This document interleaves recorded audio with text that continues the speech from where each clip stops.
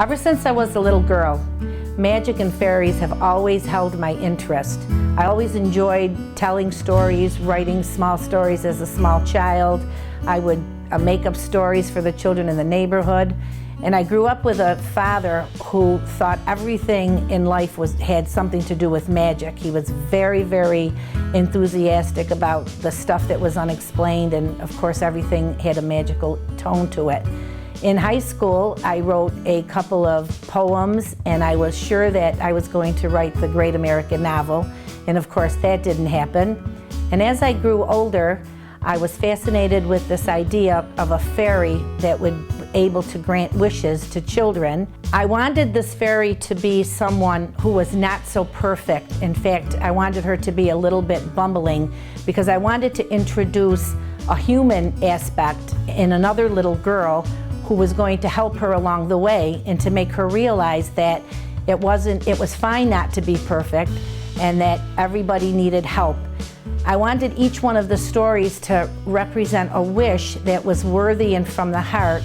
And in order to call on your wish fairy, you needed to believe in magic. That had to be the key.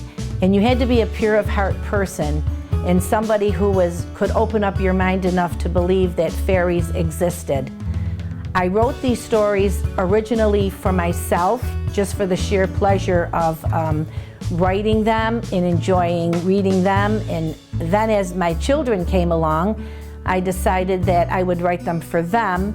And as my grandchildren came along, it just became a hobby where I wanted them to have this as their legacy from me. So far, I have written 4 books in the Wish Fairy series. And although you don't have to read them at any given order, the first book, which is simply called The Wish Fairy, is the book that introduces the child to Misty.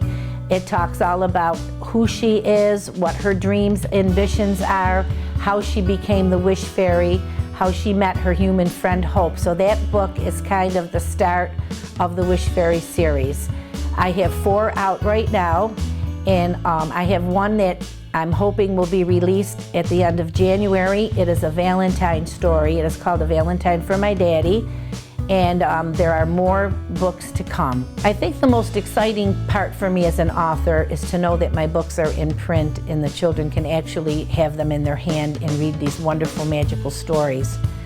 My books are available through the Mid-York Library System and also available for sale at the Colgate University Bookstore and Munson Williams Proctor Institute, as well as many other locations in Central New York.